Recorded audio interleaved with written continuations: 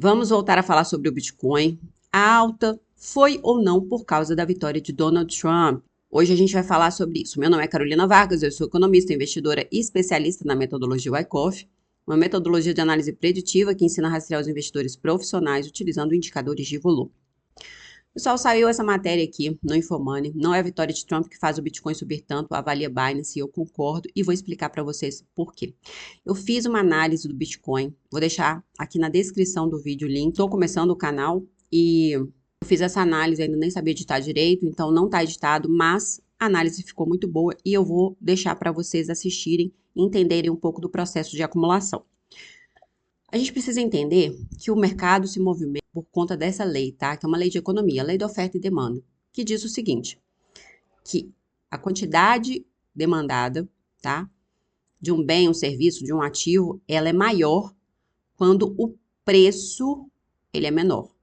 Essa é a curva de demanda.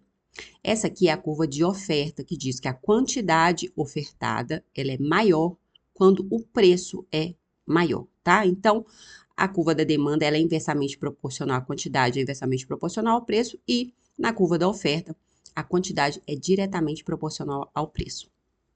Como que o preço de um ativo sobe? A demanda ela precisa ser maior que a oferta. E para cair, a oferta precisa ser maior que a demanda, tá? Então, precisa existir esse desequilíbrio entre oferta e demanda para que o preço se desloque. No caso do Bitcoin especificamente, do lado da oferta, o que a gente precisa entender? Que o Bitcoin é uma moeda escassa. Vamos ter aí, o limite máximo de Bitcoin serão 21 milhões de unidades para 8 bilhões de pessoas. Então, é uma moeda extremamente escassa. O número máximo de Bitcoins está limitado a 21 milhões. Isso pelo lado da oferta. Mas a situação de escassez dela é ainda pior, porque existe uma estimativa aí de que 3 milhões de Bitcoins já foram perdidos. São considerados assim porque estão há mais de 10 anos sem movimentação. Então, serão cerca de 18 milhões de Bitcoins quando todos tiverem sido minerados. Então, é uma estimativa, tá, gente? Nas moedas tradicionais, o que acontece? Não existe limite de emissão. Os bancos centrais eles podem imprimir dinheiro sempre que os governos acharem necessário. Pensa, é só entender o que aconteceu na pandemia. Então, atualmente, existem pouco mais de 19 milhões de bitcoins em circulação e a mineração de novas unidades é cada vez mais complexa e demorada. A gente sabe que de 4 em 4 anos tem o halving. Então, o que é o halving? É o processo no qual a taxa e as recompensas pela mineração do bitcoin são reduzidas pela metade. Isso acontece a cada 4 anos.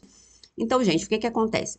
Uma moeda escassa, bitcoins que foram perdidos aí no meio desse processo, apenas 19 milhões de bitcoins em circulação no momento.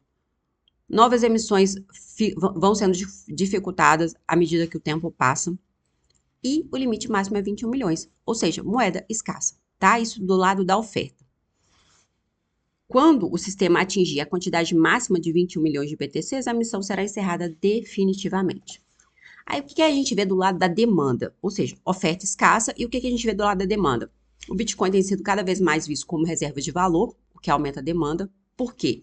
Porque ter uma reserva de valor em Bitcoin tende a garantir que o seu patrimônio esteja protegido das grandes desvalorizações das moedas que sempre acontecem durante o tempo. Por quê? Como eu disse para vocês, as moedas, os bancos centrais podem imprimir dinheiro sempre que os governos acharem que é necessário. Aí a gente vê esse processo inflacionário, como que está acontecendo agora, e o nosso dinheiro ele perde valor. No caso do Bitcoin não acontece isso pelo fato de ser uma moeda escassa. Então as pessoas estão vendo cada vez mais o Bitcoin como reserva de valor. E o que nós tivemos esse ano? A criação de ETFs de Bitcoin, tá? A gente pega aí BlackRock, a dona do mundo, com 10 trilhões de dólares sob gestão, outros gestores, principalmente americanos, que têm muito dinheiro, um poder financeiro muito grande. Então, a entrada desses grandes investidores institucionais em um ETF lastreado diretamente no Bitcoin vai ter um impacto imenso no mercado. Vai ter um impacto que na demanda, vai aumentar a demanda por Bitcoin. A maioria dos investidores de varejo, eles investem através de gestoras. Eles não investem por conta própria. Então, o percentual de investidores de varejo que investem através de gestoras é muito maior do que aqueles que investem por conta própria. Facilita o processo para investidores de varejo. Investir através de ETF é muito mais fácil do que você investir no Bitcoin. A pessoa vai precisar entender. Enfim, as pessoas não querem isso, elas querem facilidade na hora de investir. E aí elas procuram o quê? Uma grande gestora para fazer isso para elas. Então, a aprovação desses ETFs no mercado norte-americano significa um desequilíbrio absurdo na dinâmica de oferta e demanda, já que o BTC é um ativo escasso. Então, do lado da oferta, o BTC é um ativo escasso e a gente está vendo várias coisas. Aqui, a criação de ETFs, o Bitcoin sendo visto como reserva de valor, isso faz aumentar o quê? O lado da demanda. E aí, quando a gente olha para o gráfico, o que a gente vê? Estou aqui com o gráfico do ETF. A gente vê um processo de acumulação aconteceu aqui.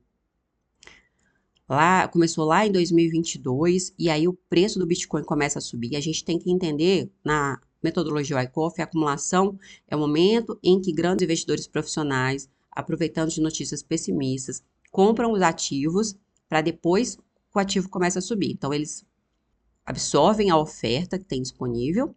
Depois que acaba a oferta, eles começam a fazer compras ativas e o preço começa a subir. E aí foi o que aconteceu. Então, a gente tem um processo de acumulação, que é a causa, tá? Não existe um movimento ascendente ou descendente sem existir uma causa. Que a causa é o quê? Acumulação ou distribuição. No caso de alta, é acumulação. Então, eles acumularam, o preço sobe. Nós tivemos aqui um processo que a gente chama de reacumulação. Essa análise que eu fiz no canal, que eu vou colocar aqui na descrição para vocês, mais um efeito, mais um movimento ascendente. Então, o gráfico, ele ajuda a gente a identificar momentos de compra ou venda nos ativos. A gente consegue visualizar esses padrões de acumulação ou distribuição. Aqui eu coloco de perto a análise da reacumulação. Eu analisei, estava mais ou menos aqui, tá, gente? Quando eu analisei, fiz o desenho do que eu achava que iria acontecer. A gente vê aqui aquele dia da queda das bolsas mundiais, principalmente do Japão.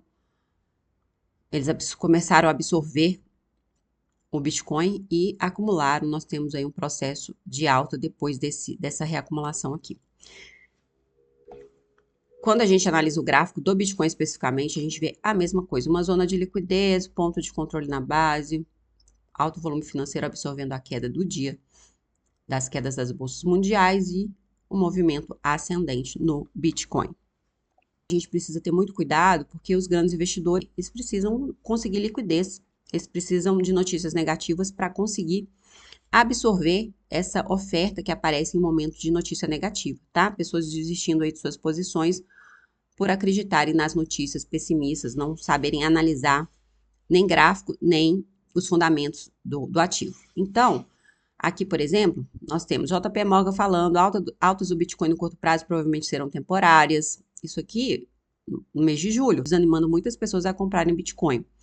Devido aos custos elevados de produção, o JP Morgan acredita que o Bitcoin e outros ativos digitais ainda não estão no momento ideal para iniciar um novo ciclo prolongado de alta, como é observado nos primeiros meses de 2024. E aconteceu exatamente o contrário. Nós vemos aqui em março também, ó, apesar da queda, o Bitcoin ainda está caro, o JP Morgan desanimando as pessoas a comprar Bitcoin. Em 6 de setembro, criptomoedas estão sem catalisador de alta. O CEO do JP Morgan em janeiro falando, chamando Bitcoin de moeda inútil. Então, gente, se questionem sobre esse tipo de notícia, porque isso é para manipulação de mercado. E aí, eu quero chamar a atenção de vocês aqui para a alta do Bitcoin. Na minha visão, não foi por conta do Donald Trump, e sim por essas questões aqui que eu falei com vocês, tá? Bitcoin sendo visto como reserva de valor, a criação dos ETFs, isso tudo aumenta a demanda. E se teve alguma influência aí do Donald Trump, pode ter tido, mas não acredito que mudaria se fosse a Kamala. De qualquer forma, para mim, o Bitcoin iria subir. É isso. Eu enfatizo novamente a importância de fazer análise gráfica para a gente não cair nas armadilhas do mercado, nas manipulações dos grandes investidores, porque onde tem dinheiro envolvido vai ter muita gente querendo ganhar dinheiro. E para isso, gente, a manipulação ela é pesada. Espero que vocês tenham gostado do vídeo. Quem gostou, curte, compartilha, se inscreve no canal. Eu vou trazer diariamente informações importantes, relevantes sobre bolsa de valores, sobre o mercado financeiro em geral. Até o próximo vídeo.